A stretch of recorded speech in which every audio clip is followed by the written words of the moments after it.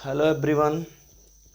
Today अगर देखा जाए तो हम लोग प्रोकैरियोटिक सेल, जैसे कि पीछे हम लोगों ने क्या क्या देखा था इस चीज़ को समझे तो हम लोगों ने देखा था what is a cell, what is a cell, हमने ये देखा था।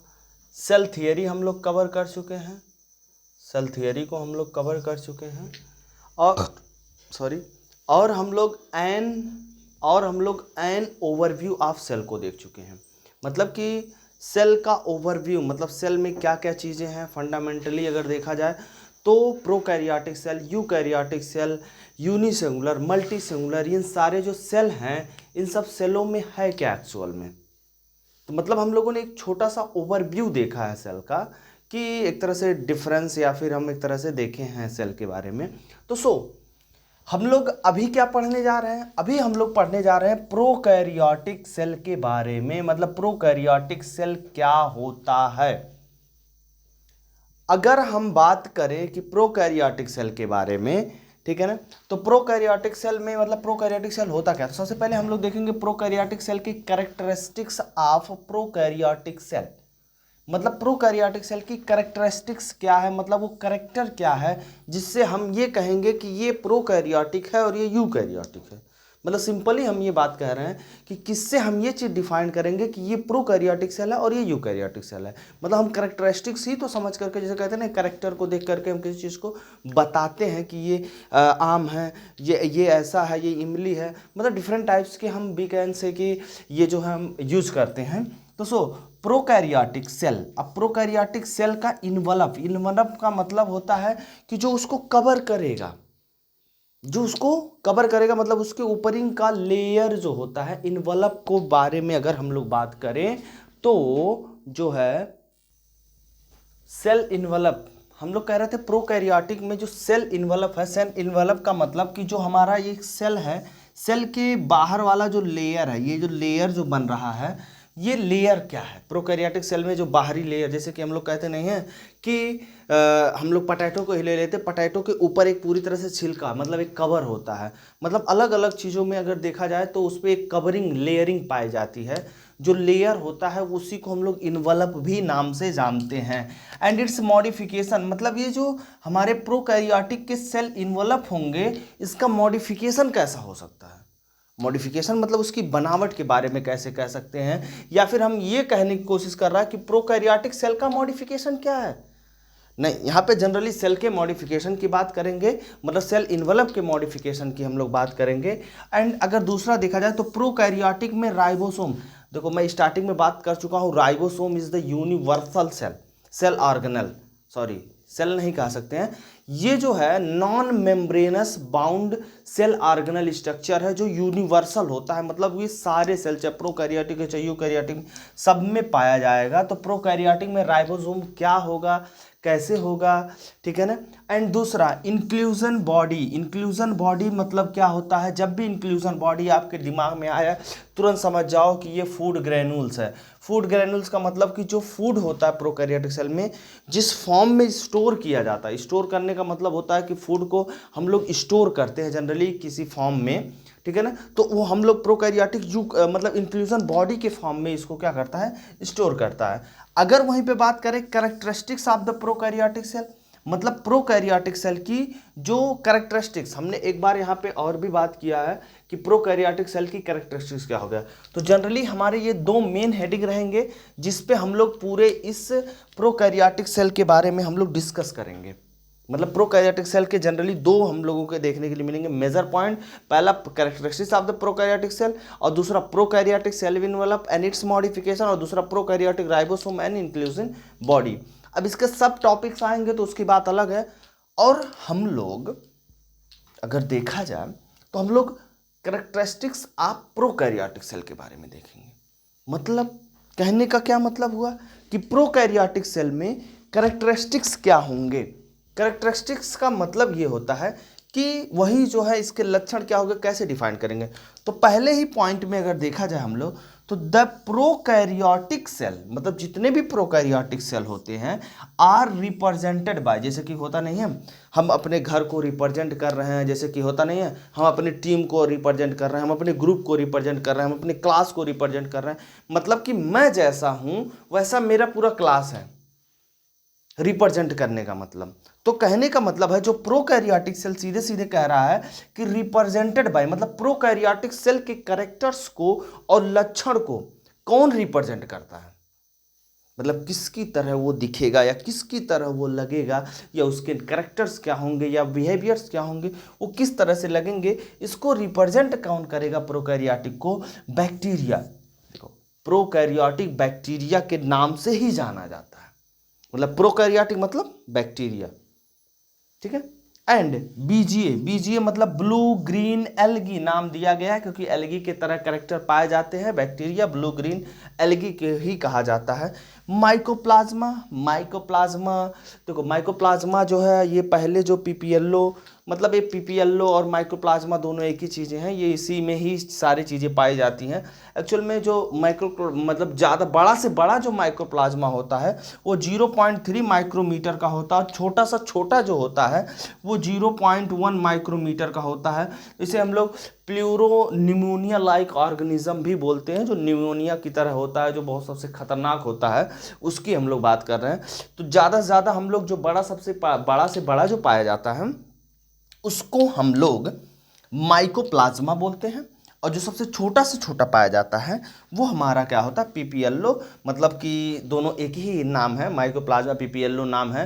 पीपीएलओ एक ओल्ड नाम था और माइकोप्लाज्मा कुछ लोग कहते हैं न्यू नाम है, बट हम लोग कहते हैं प्लूरल निमोनिया लाइक मतलब माइकोप्लाज्मा ही है। हम इस तरह से समझने की कोशिश करेंगे, सबसे छोटा पीपीएलओ होता है, मतलब है दोनों चीज़ एक ही है, दोनों नाम एक ही है। पीपीएलओ जो है हमारे एनसीईआरटी बुक में या ढेर सारे बुक में फिगर में कहीं पे आप देखेंगे तो फिगर में आपको देखने के लिए मिलेगा पीपीएलओ का जो साइज़ दिखा हुआ है वो 0.1 माइक्रो लिखा हुआ है, और वहीं पे अगर माइक्रोप्लाज्मा का फिगर रिटर्न स्टेटमेंट देखा है 0.3 माइक्रोमीटर लिखा हुआ है।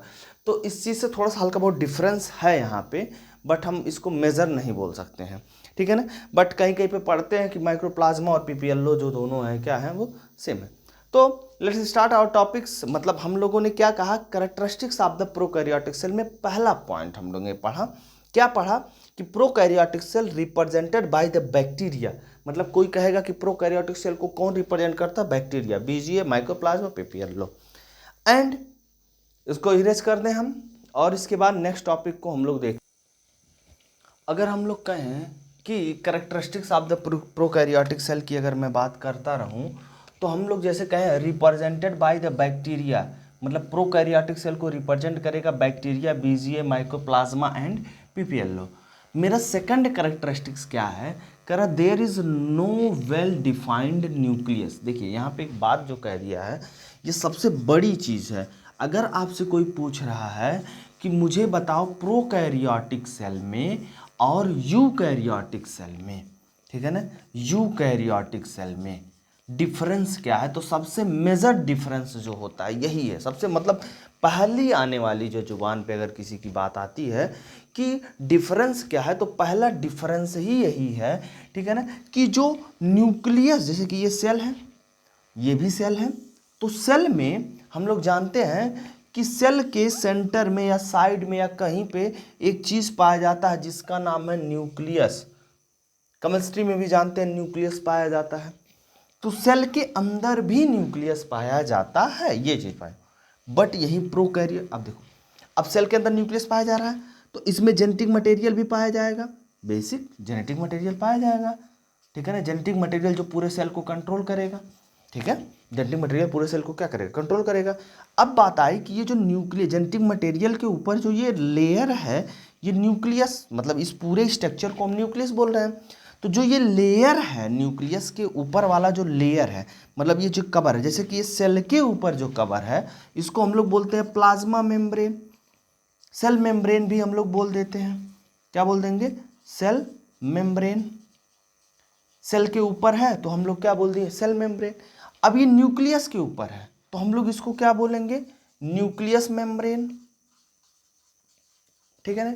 अब आप यहां पे सोचिएगा कि अब हमारे अंदर अगर माइटोकॉन्ड्रिया भी पाया जाता है, मतलब सेल के अंदर माइटोकॉन्ड्रिया पाया ही जाता है। माइटोकॉन्ड्रिया इधर मतलब एनर्जी हाउस को स्टोर करता है, मतलब एनर्जी क्वाइन को स्टोर करता है माइटोकॉन्ड्रिया।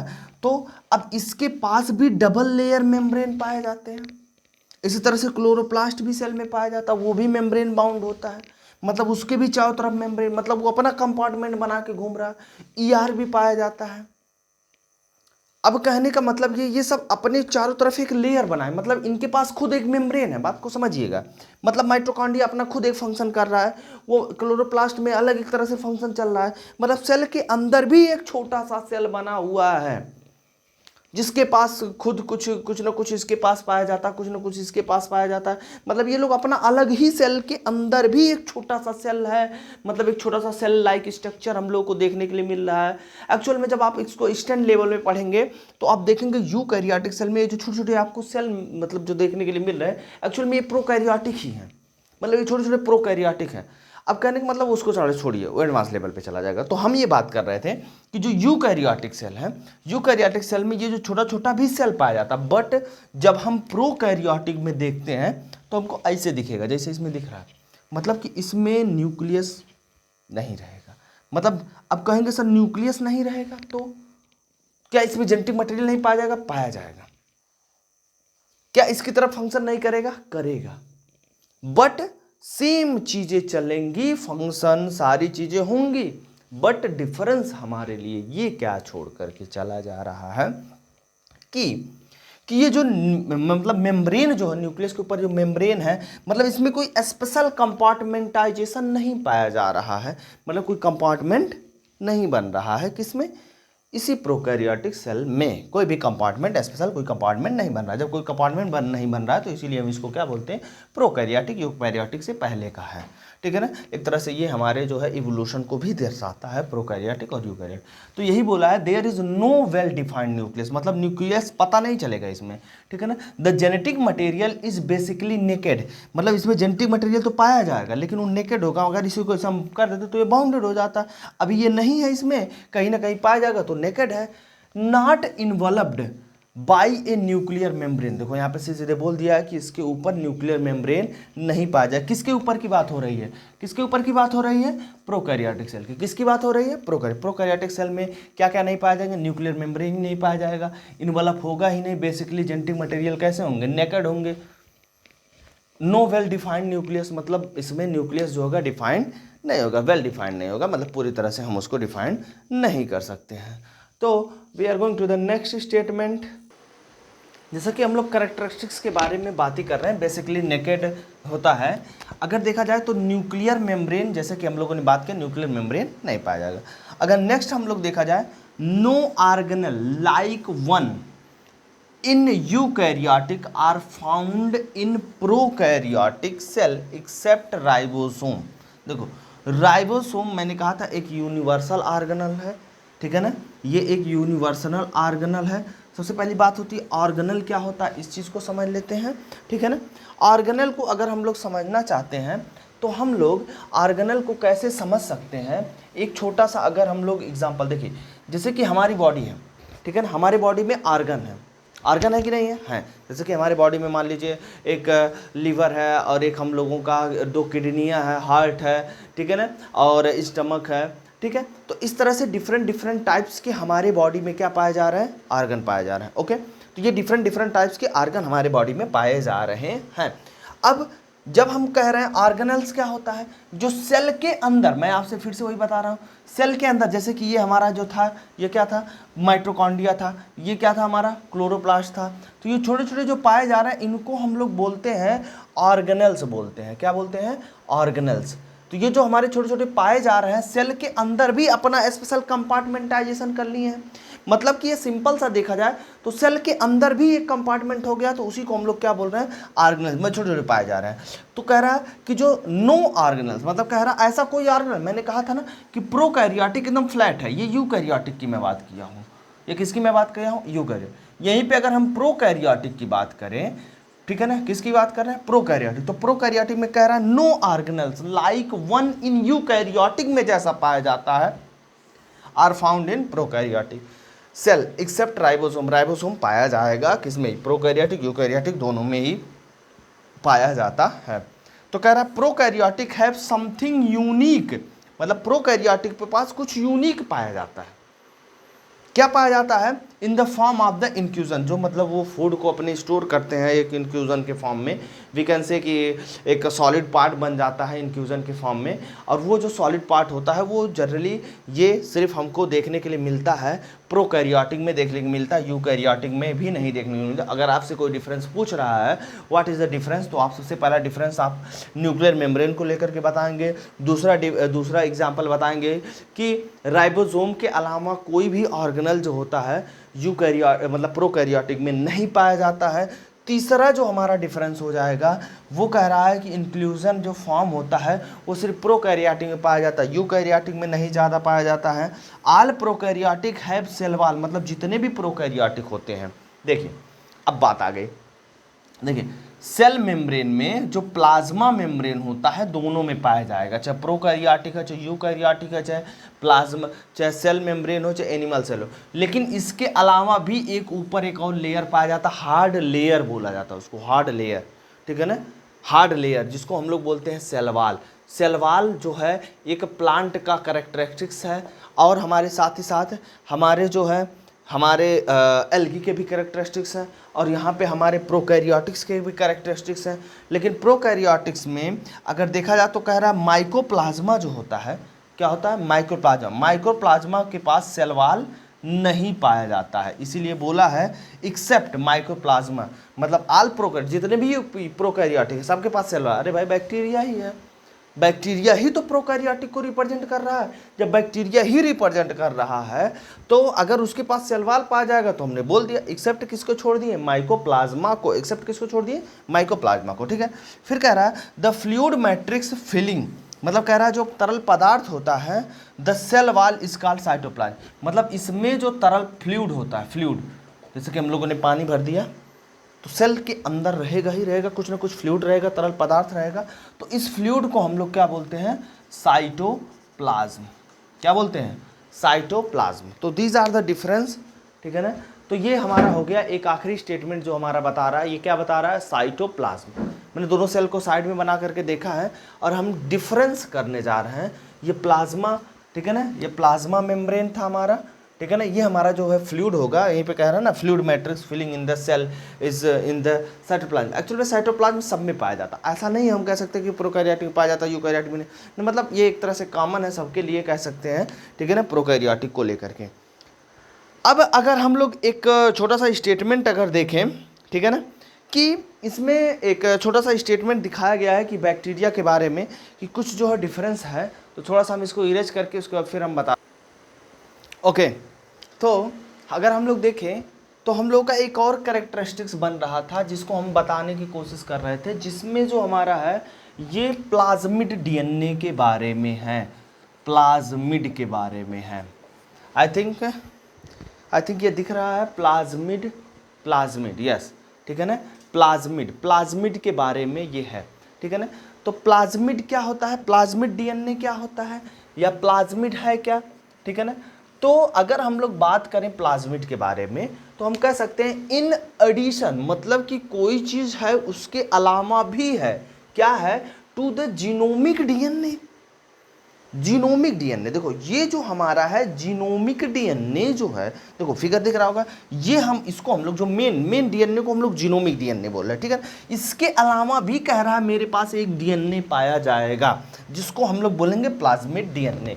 चलो देखते हैं। Many bacteria have the small circular DNA outside the genomic DNA, मतलब कह रहा है कि बहुत सारी ऐसी बैक्टीरिया हैं, बहुत सारे ऐसे बैक्टीरिया हैं जिसमें अगर देखा जाए तो इसके अलावा भी कोई चीज़ पाया जाता है, मतलब जीनोमिक डीएनए के अलावा भी कुछ पाया जाता है जिसे हम लोग क्या बोलते हैं, प्लाज्मिड बोलते हैं। ये जो आपको स्ट्रक्चर दिख रहा है ये क्या हमारा है, जिसको सर्कल के अंदर जो है देखो प्लाज्मिड भी लिखे हुए हैं, प्लाज्मिड भी पाया जा रहा है।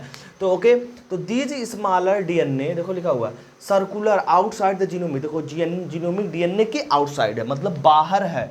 तो क्या कह रहा है, these smaller DNA is called plasmid, और इस स्मॉलर डीएनए को हम लोग क्या बोल रहे हैं, plasmid. The plasmid DNA confers the certain phenotype character to the such bacteria. मतलब कह रहा है कि बैक्टीरिया में जैसे कलर हुआ या फिर कोई और करेक्टर हुआ या कुछ और हुआ जो दिखाने का काम करता है बैक्टीरिया, इसका मतलब देखो जीनोटाइप, फिनोटाइप, जीनोटाइप दो तरह से आप लोगों को पढ़ने के लिए मिलेगा। जीनोटाइप, फिनोटाइप मतलब जो हमारे बाहरी कलर, जो करेक्टर्स, कलर्स या फिर और ढेर सारी चीज़ों के लिए रिस्पॉन्सिबल होता है, उसे हम लोग फिनोटाइप बोलते हैं। जीनोटाइप मतलब जो जीन में हमारे होता है उसे जीनोटाइप बोलते हैं। सच बैक्टीरिया, तो one such character is resistance, मतलब कह रहा है कि एंटीबायोटिक का एक जो करेक्टर है उसमें क्या करता है, रेजिस्टेंस टू एंटीबायोटिक, मतलब कि हमारे शरीर में जो एंटीबायोटिक दिया जाता है जिससे हम बैक्टीरिया से लड़ते हैं, उस एंटीबायोटिक से प्लाज्मिड डीएनए जो होता है, ये जो प्लाज्मिड जो डीएनए होता है, ये उस एंटीबायोटिक से बचाता है बैक्टीरिया को, बैक्टीरिया को बचाने का काम करता है। क्योंकि बैक्टीरिया के लिए क्या दिया जाता है, एंटीबॉडी, तो एंटीबॉडी से बचने के लिए ये क्या करता है, प्लाज्मिड डीएनए जो होता है हेल्प करता है। तो plasmid DNA is also used to monitor bacterial transformation foreign DNA, मतलब हम लोग इसका इस्तेमाल करते हैं, ठीक है ना, एक बैक्टीरिया से दूसरे बैक्टीरिया में जब हम लोग इसका लैब का मतलब प्रयोग करेंगे तो वहाँ पे इसको देखेंगे कि हम लोग बैक्टीरियल के ट्रांसफॉर्मेशन में भी हम लोग इसका क्या करते हैं, बहुत ज़्यादा यूज होता है। अगर हम लोग देखा जाए, ये एक प्रोकैरियोटिक सेल है, अगर हम इसको ध्यान से देखें तो ये हमारा एक प्रोकैरियोटिक सेल है। इस प्रोकैरियोटिक सेल में, ठीक है, ये जो बाहरी लेयर आपको दिख रहा होगा, ये बाहरी लेयर जो मैं थोड़ा सा डार्क कर रहा हूँ, ये जो बाहरी लेयर है इसको हम लोग सेल वॉल बोल रहे हैं, ठीक है ना। इसके बाद जस्ट जो लेयर है इसको हम लोग प्लाज्मा मेम्ब्रेन बोल रहे हैं, ठीक है ना। अब प्लाज्मा मेम्ब्रेन, देखो ये बाहर वाला लेयर सेल वॉल, उसके बाद प्लाज्मा मेम्ब्रेन, इसके बाद जो फ्लूइड पाया जाएगा उसको हम लोग बोलेंगे साइटोप्लाज्म, ओके। और ये जो होगा हमारा, ये क्या होगा, जीनोमिक डीएनए, ठीक है। और फिर क्या हमारा पाया जाएगा, प्लाज्मिड। और देखो ये जो स्ट्रक्चर आपको बार बार दिख रहा है इसको हम लोग बोलते हैं राइबोसोम। और राइबोसोम जो हमारा है ये 70 यस राइबोसोम पाया जाता है, वहीं यूकैरियोटिक में 80 यस 80 सेडबर्ग, इसको यस मतलब सेडबर्ग होता है, सेडबर्ग यूनिट, तो राइबोसोम पाया जाता है। वहीं पे अगर इसकी बात करें तो ये जो सॉलिड के फॉर्म में हम लोग को देखने के लिए मिलता है, इसी को हम लोग इंक्लूजन बोलते हैं। मतलब ये प्रोकैरियोटिक अपना फूड स्टोरेज किया हुआ है, अगर हम इसको ऐसे बोले तो, मतलब ये अपना सीधे सीधे एक तरह से फूड स्टोरेज करके रखा हुआ है। अगर हम एक बात स्टेटमेंट, अगर आखिरी स्टेटमेंट देखें कि characteristics of the prokaryotic cell का आखिरी स्टेटमेंट हमारा क्या होगा, तो आखिरी स्टेटमेंट है, बहुत सारे डिफरेंस हैं जो कि हम लोगों ने रखा है। तो एक और बता रहा है कि prokaryotic are generally smaller and multiply more rapidly than the eukaryotic. कई बार ये क्वेश्चन नीट में आ चुका है, या कई बार ये नीट में मॉड्यूल में, बहुत सारे मॉड्यूल में हम लोगों को नीट में देखने के लिए मिलता है। नीट के मॉड्यूल्स में अगर हम लोग पढ़ते हैं तो देखते हैं तो बहुत सारी जगह पे हम लोगों को देखने के लिए ये सारे क्वेश्चंस जो होते हैं मिलते हैं। तो जनरली जो प्रोकैरियोटिक कह रहा है, प्रोकैरियोटिक बहुत तेज़ी से मल्टीप्लाई करेगा, जहाँ पे यूकैरियोटिक सेल जिसको 2 से 3 दिन लग जाता है किसी चीज़, मतलब एक 90 मिनट लग जाता है, तो ये 1 ही मिनट में मल्टीप्लाई कर जाएगा, 2 मिनट में मल्टीप्लाई कर जाएगा, 3 मिनट। तो इसी तरह से इसके पास एक मतलब बेहतरीन तरीके से, मतलब बहुत जल्दी मल्टीप्लाई कर सकता है, ऐसा इसके बारे में बताया जा रहा है। More rapidly than the eukaryotic cell, eukaryotic cell से। फिर हम लोग कहते हैं कि शेप क्या होता है बैक्टीरिया का, शेप एंड साइज की हम लोग बात करते हैं। तो कह रहा है दे में very greatly in shape and, मतलब कह रहा है बहुत ज़्यादा डिफरेंस देखने के लिए मिलता है इनके शेप और साइज में। ये बात को आप समझिएगा, बहुत ज़्यादा मतलब वेरी करता है। क्या वेरी कर रहा है, 4 basic shape are of bacteria, bacteria के 4 बेसिक शेप इन्होंने दिखाया है। पहला बैसिलस, बैसिलस मतलब होता है रॉड लाइक, और रॉड लाइक को आपको कुछ इस तरह से, आप कभी भी देखेंगे एनसीईआरटी में तो आपको कुछ इस तरह से देखने के लिए मिलेगा, तो ये रॉड शेप हो गया। कोकस, कोकस का मतलब स्फेरिकल शेप का होगा, कुछ इस तरह से बैक्टीरिया का जो शेप देखने के लिए मिलेगा। वाइब्रो, वाइब्रो मतलब इसका हो गया कामा शेप्ड, कुछ स्ट्रक्चर देखने के लिए मिलेगा, तो कामा शेप्ड ये हो गया, ठीक है ना, ये कामा शेप्ड स्ट्रक्चर हो गया। तो ये जो हमारा है, ये हमारा जो है कामा शेप्ड जो स्ट्रक्चर है, ये एक तरीके से हमारा हो गया। स्पाइरल में कुछ इस तरह से स्पाइरल होगा, यहाँ पे इस तरह से लगे होंगे, तो इसको हम लोग बोलते हैं स्पाइरल शेप्ड, ठीक है ना। तो ये 4 बेसिक शेप है बैक्टीरिया के, जो बहुत ज़्यादा इंपॉर्टेंट होते हैं, इसको आप लोग लर्न कर लीजिए, ओके। एंड हम लोग characteristics of the prokaryotic cell यहाँ पे हम लोग का कंप्लीट होता है, जितना भी था। अब हम लोग नेक्स्ट टॉपिक में जाएंगे कि प्रोकैरियोटिक सेल का इन्वॉल्व क्या है और इट्स मॉडिफिकेशन क्या है, उसके बारे में हम लोग देखेंगे। तो सबसे पहले इसको नोट करिए, हम इरेज कर रहे हैं, फिर नेक्स्ट टॉपिक लेकर आते हैं।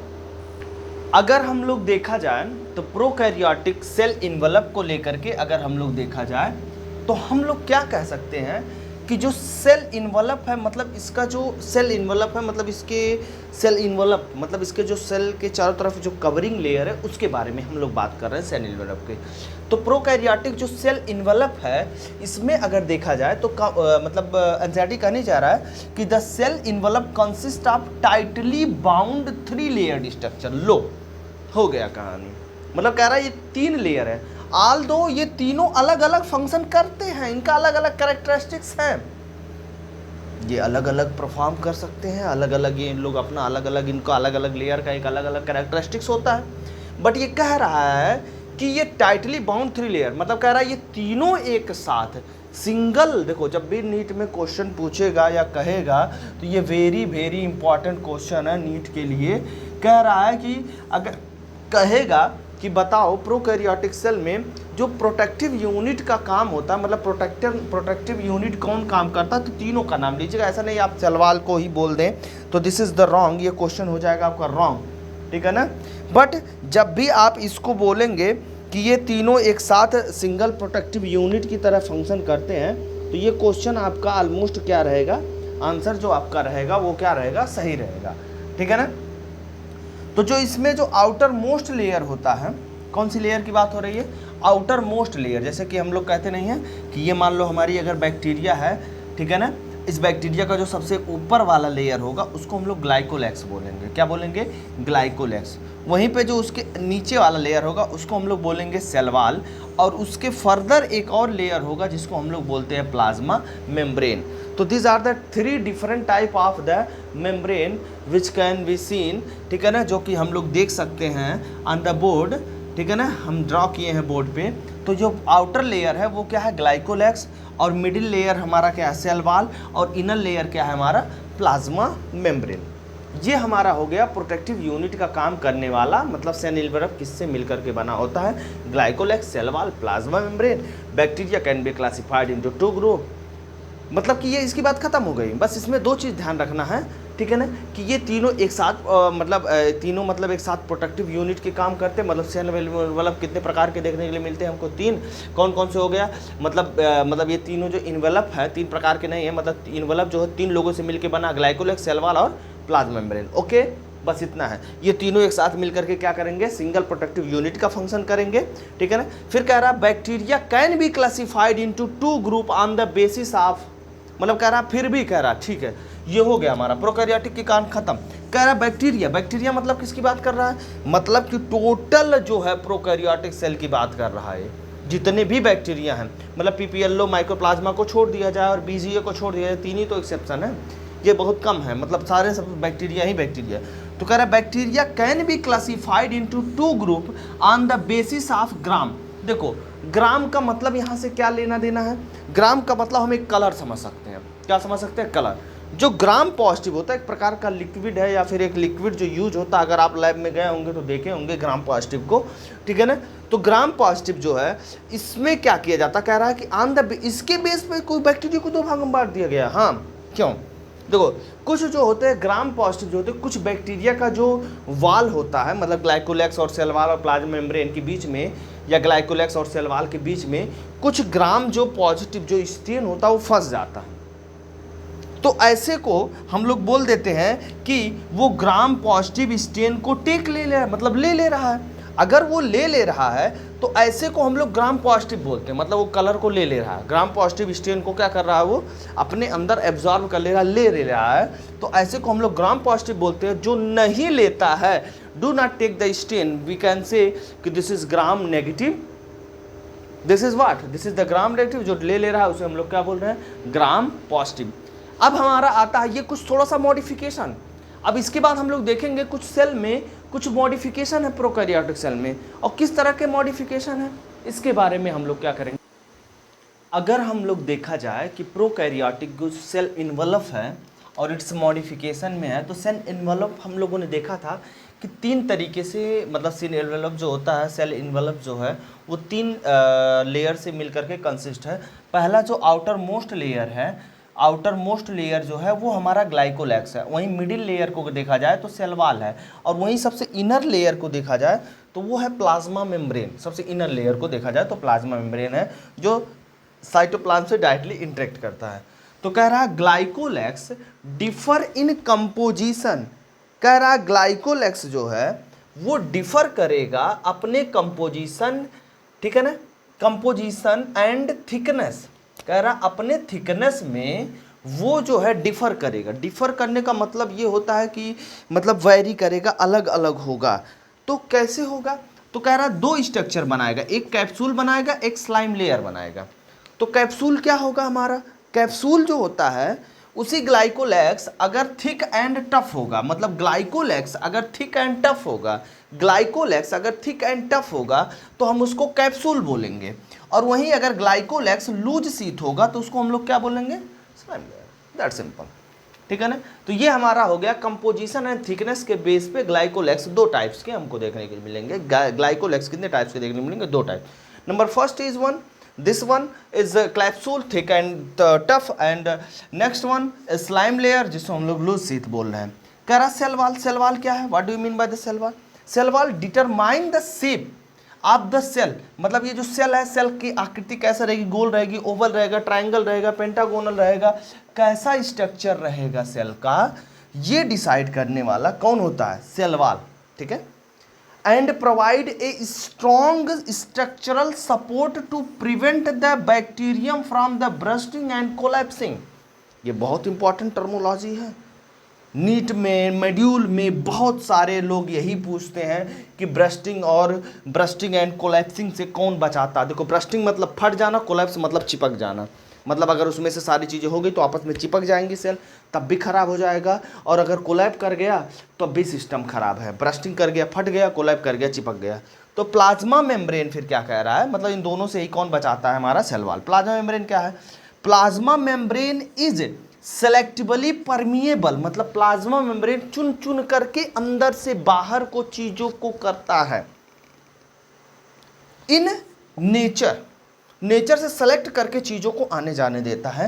And interact with outside word, मतलब बाहर के वर्ड से और अंदर के वर्ड से, मतलब बाहर के वर्ड से अगर इंटरेक्ट कौन करता है तो प्लाज्मा मेम्ब्रेन।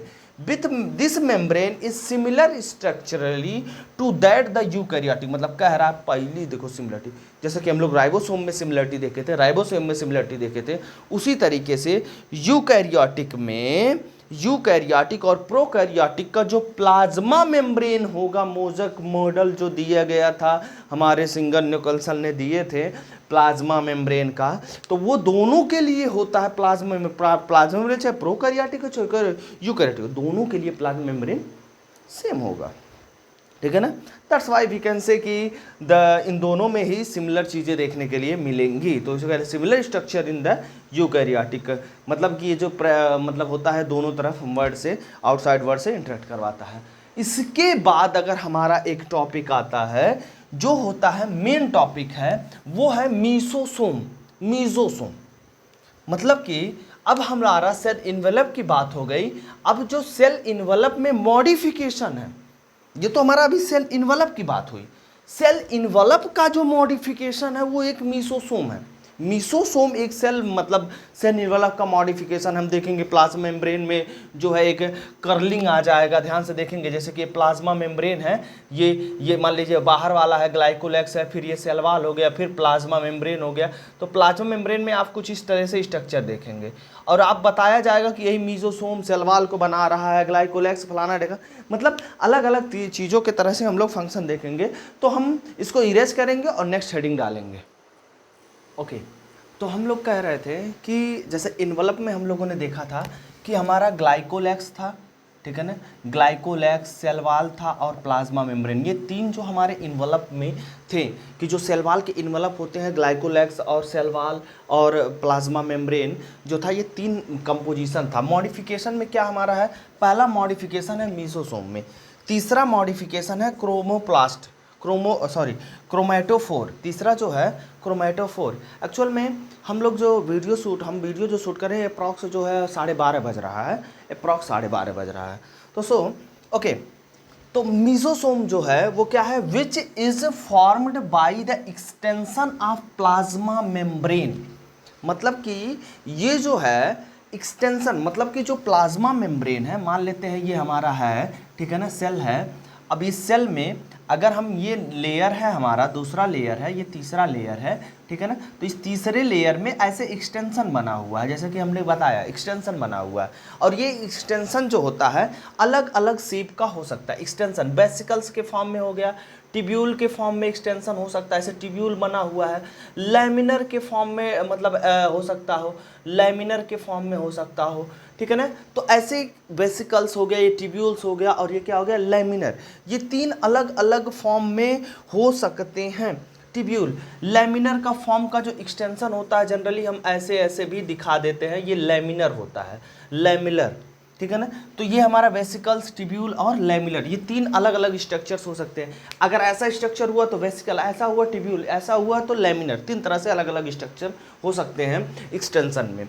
फंक्शन क्या है, they help in the cell wall formation. देखो मैंने कहा था ना कि सेल वॉल को बनाने के लिए सबसे ज़्यादा जरूरी प्रोकैरियोटिक सेल में मीसोसोम होता है। कौन सा होता है, मीसोसोम, ठीक है ना। एंड आल्सो डीएनए रिप्लिकेशन, मतलब डीएनए की अगर कॉपी तैयार करनी है तो किसमें हो, किसके कारण होता है, मीसोसोम में होगा, ठीक है ना।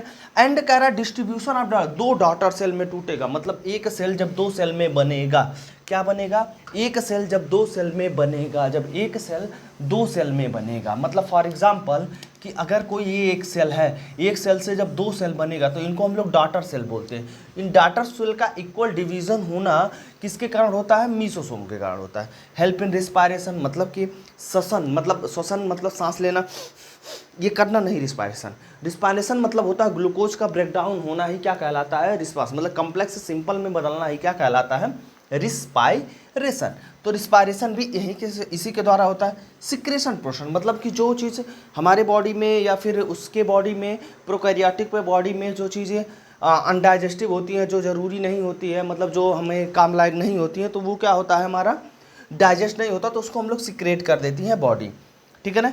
To increase the surface area, देखो नीचे जब इसी तरह से सरफेस में ढेर सारा स्ट्रक्चर अगर बन जाएगा ऐसे ऐसे करके, तो ये सरफेस एरिया ऑटोमेटिकली इंक्रीज हो जाता है। और फॉर द एंजाइमेटिक कंटेंट, मतलब एंजाइम कोई भी रिएक्शन करवाना उसके लिए। क्रोमेटोफोर क्या होता है, क्रोमेटोफोर भी एक तरह से इसी वेसिकल्स के फॉर्म में होगा। अनदर एक्सटेंशन है, this are the other membrane extension into the cytoplasm.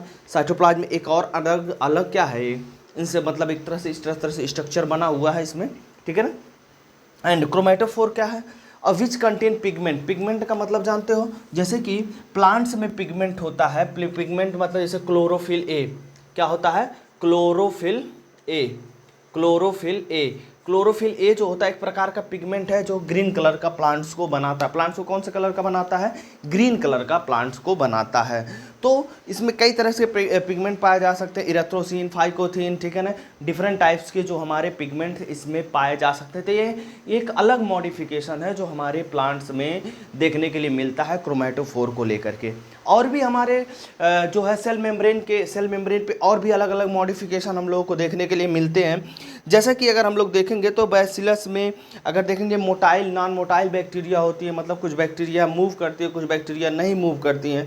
Move करने का कारण क्या होता है, इसमें फ्लैजेला पाया जाता है, ठीक है ना, कहीं पे अटैच होती हैं तो इसमें हम लोग मतलब हम लोग उसको बोलते हैं, ठीक है ना, अलग अलग तरह से फिम्ब्रिया बोलते हैं, और पीली भी हम लोग उसको बोलते हैं, ठीक है ना। तो अलग अलग टर्मोलॉजी से हम लोग इसको क्या करते हैं, देखते हैं। तो सबसे पहले हम लोग इसको ख़त्म करते हैं, इसके बाद हम लोग देखते हैं। ओके, तो लेट्स स्टार्ट आवर टॉपिक्स। अगर हम लोग इस टॉपिक्स को देखें तो इस टॉपिक में हम लोगों का बैक्टीरिया के बारे में कुछ बातें हुई हैं, बैक्टीरिया सेल के बारे में बात हुई है, मतलब इसकी मोबिलिटी को लेकर के बात हुई है। मोबिलिटी का मतलब होता है चलना, मतलब बैक्टीरिया एक जगह से दूसरी जगह कैसे जाती है। इसी को हम लोग, जब एक जगह से जो दूसरी जगह जो बैक्टीरिया जाती है उसी को हम लोग मोबिलिटी बोलते हैं। मोबिलिटी मतलब एक जगह से दूसरी जगह चल करके जाना, ठीक है ना। और और दूसरा नॉन मोबिलिटी मतलब कि जो चल करके नहीं जा सकता। तो जो बैक्टीरिया चल के जा सकती है, कैसे जाती है, फ्लैजेला के द्वारा जाती है। जो बड़ा सा स्ट्रक्चर दिख रहा है इसी को हम लोग बोलते हैं फ्लैजेला बोलते हैं। ओके, एंड ये फ्लैजेला जो होती है thin filamentous extension from their cell wall, एक तरह से देखो थिन फिलामेंटस एक्सटेंशन है their cell wall, cell wall से। तो flagella is compose 3 parts, flagella के पास 3 पार्ट्स होते हैं, filament, hook, basal bodies. Figure में देखेंगे तो ये वाला जो है ये फिलामेंट्स है, और ये जो टेढ़ा दिख रहा हुक है, और ये जो आपको दिख रहा है ये सेल वॉल के जस्ट नीचे और सेल मेम्ब्रेन से ले करके इसको हम लोग बोलते हैं बेसल बॉडीज। क्या बोलते हैं? Basal bodies. तो these are the three type. ये देखो सेल वॉल है, सेल वॉल के बाद जो हमारा है ये जो हमारा मेम्ब्रेन के बीच का ये सेल मेम्ब्रेन और सेल वॉल और सेल मेम्ब्रेन के बीच का जो जगह है, और ये जो दिख रहा है ये बेसल बॉडीज़ है, और ये हमारा हुक है, और ये ऊपर वाला लेयर क्या है? फिलामेंटस है। तो देखो ये जो आपको जब ऐसे ऐसे जो स्ट्रक्चर आपको देखने को मिल रहा है इसे हम लोग बोलते हैं फिम्ब्रिया। क्या बोलते हैं? फिम्ब्रिया। ठीक है ना, ये हमारा हो गया फिम्ब्रिया है। ठीक है ना, FIMBRIA, ये हमारा जो छोटा छोटा स्ट्रक्चर ढेर सारे दिख रहे हैं फिम्ब्रिया।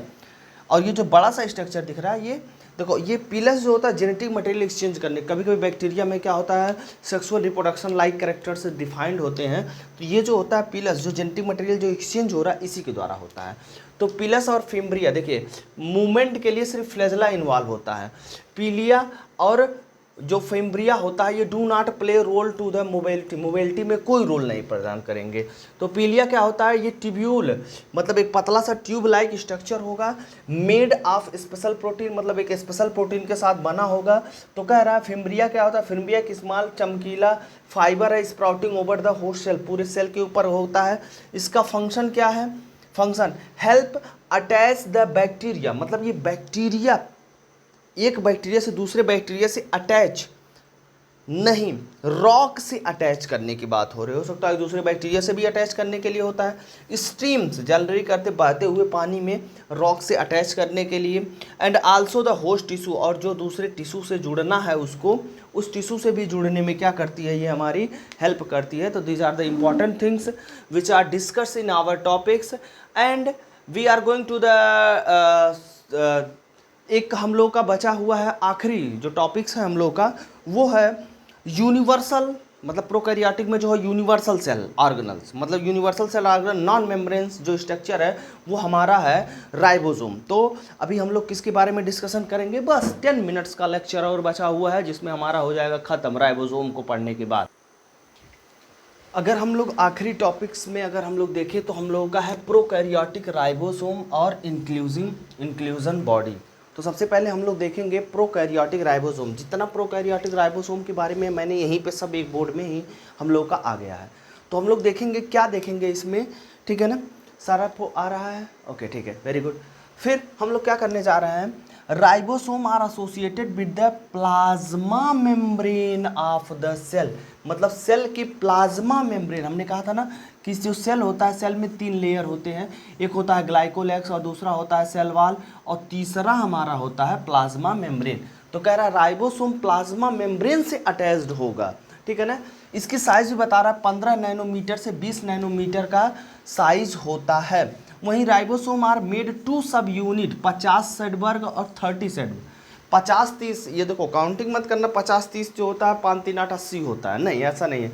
50-30 जो होता है इसका 70 प्रोकैरियोटिक माना जाता, 70 सेडबर्ग माना जाता है दोनों को ऐड करने के बाद। फंक्शन क्या है? Ribosome are the site of the protein synthesis, मतलब राइबोसोम के जगह पे ही क्या होता है? प्रोटीन का सिंथेसिस होता है। तो several ribosome may attach to a single mRNA, मतलब कि ये जो होता है एक सिंगल mRNA का फॉर्मेशन करते हैं। ये किसका फॉर्मेशन करते हैं? सिंगल mRNA का ये फॉर्मेशन करते हैं, ठीक है। और अगर हम लोग ये बात करें कि ribosome are the site of the protein synthesis, तो several ribosome may attach to single mRNA। देखो ये जो बीच में आपको एक पट्टी दिख रही है इसको हम लोग बोलते हैं mRNA, messenger RNA। Messenger RNA पे ऊपर नीचे ऊपर नीचे ऊपर नीचे ये जो आप लोग को दिख रहा है ये 170 ऐसा, तो ये ढेर सारे राइबोसोम जो है mRNA पे अटैच हो गए हैं। तो ऐसे कंडीशन को हम लोग जब ढेर सारे सेवरल राइबोसोम जब अटैच हो जाते हैं mRNA पे, तो ऐसे कंडीशन को हम लोग पॉली मतलब ढेर सारे कौन जुड़े हुए हैं, राइबोसोम। तो ऐसे कंडीशन को पॉलीराइबोसोम कहा जाता है। तो यहाँ पे पॉलीसोम भी इसको बोला जाता है, एक टर्मोलॉजी में इसको पॉलीसोम भी बोलते हैं, पॉलीराइबोसोम को पॉलीसोम भी कहा जाता है। तीसरा है mRNA ट्रांसलेट, मतलब ये आकर के करता क्या, अटैच होकर के ये प्रोटीन का, पहले शुरू में ही बता चुका हूँ, ये किसका ट्रांसलेशन करेगा, प्रोटीन का। आखिरी टॉपिक और लास्ट टॉपिक इंक्लूजन बॉडी। तो ओके, तो let's start our topics. Inclusion body, INCL actual में इंक्लूजन बॉडी जो होता है, क्या होता है inclusion bodies, the reserve material in prokaryotic cell are stored, मतलब इकट्ठा करके रखा जाता in cytoplasm is in the form of inclusion, inclusion body के फॉर्म में इसको स्टोर करके रखा जाता है। तो कह रहा है नॉट बाउंडेड, मतलब कह रहा है ये कोई मेम्ब्रेन से बाउंडेड नहीं होता है, lie free in the cytoplasm, cytoplasm में ऐसे फ्री घूमता रहता है, जो भी चाहे घूमते रहे। और दूसरा अगर देखा जाए तो इसके पास पाया जाता है फॉस्फेट, मतलब ये जो इकट्ठा किया जाता है ये फॉस्फेट ग्रेनुल्स के फॉर्म में इसको स्टोर किया जाता है। और दूसरा साइनोफॉस्फीन ग्रेनुल्स के बारे में, और दूसरा जो फॉर्म होता है ये ग्लाइकोजन ग्रेनुल्स के बारे में फॉर्म में इसको स्टोर किया जाता है। तीन तरह से एक फॉर्म जो दिए गए हैं। और तीसरा जो गैस वैक्यूल्स के बारे में बात, गैस वैक्यूल मतलब खाली जगह जहाँ गैस पाया जाता है, आर फाउंड इन, बहुत इंपॉर्टेंट है, वेरी इंपॉर्टेंट है, नीट में आएगा 2025 में, तो 2025 के नीट में आएगा। गैस वैक्यूल में अगर देखा जाए तो BG ब्लू ग्रीन और पर्पल और ग्रीन फोटोसिंथेटिक बैक्टीरिया में पाया जाता है।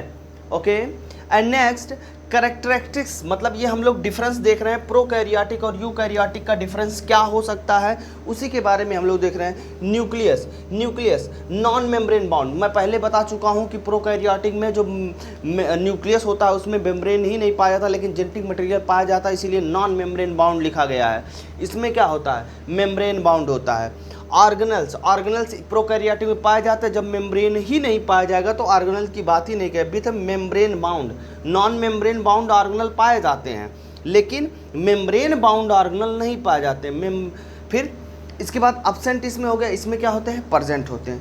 राइबोसोम 70S और इसमें कितने होते हैं, 80S, और 70S 80S दोनों पाया जाता। मैंने आपसे क्या कहा था, मैंने आपसे यही कहा था कि जो मेम्ब्रेन, जो हमारी जो प्रोकैरियोटिक यूकैरियोटिक सेल है, जो यूकैरियोटिक सेल है, यूकैरियोटिक सेल में जो मेम्ब्रेन बाउंड ऑर्गेनल होते हैं, जो जैसे कि हमारा ये कोई प्रोकैरियोटिक सेल है, ये न्यूक्लियस है, न्यूक्लियस के अंदर जो ये माइटोकॉन्ड्रिया है, ये क्या है, माइटोकॉन्ड्रिया जो हमारा है, ठीक है ना, माइटोकॉन्ड्रिया है, और जो हमारा क्लोरोप्लास्ट होता है, ये हमारा क्लोरोप्लास्ट है, ये एक्चुअल में एक जो है, देखो अभी यहाँ पे अगर हम साइज की बात करें, स्मॉलर और लार्जर, मतलब साइज में भी अगर देखा जाए तो साइज भी छोटा बड़ा ही पाया जाता है, छोटा बड़ा ही साइज पाया जाता है, ठीक है ना। और नेक्स्ट अगर पॉइंट देखेंगे तो multiplication more rapidly less rapidly, chromosome false और ट्रू, मैंने आपको हल्का सा वो करके दिखा दिया। और बाकी मैं जो है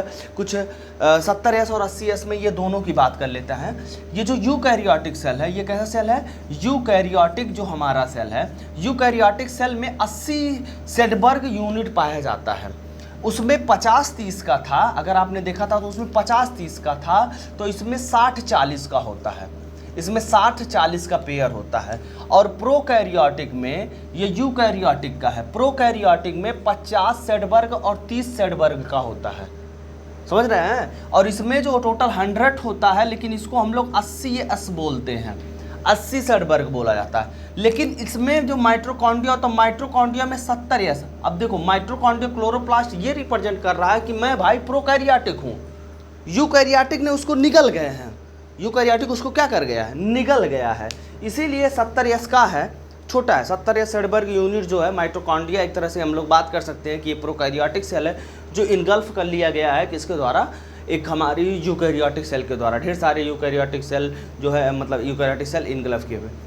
तो well done, thank you class, and हम लोग मिलते हैं यूकैरियोटिक सेल के लिए, यूकैरियोटिक सेल, तो थैंक यू।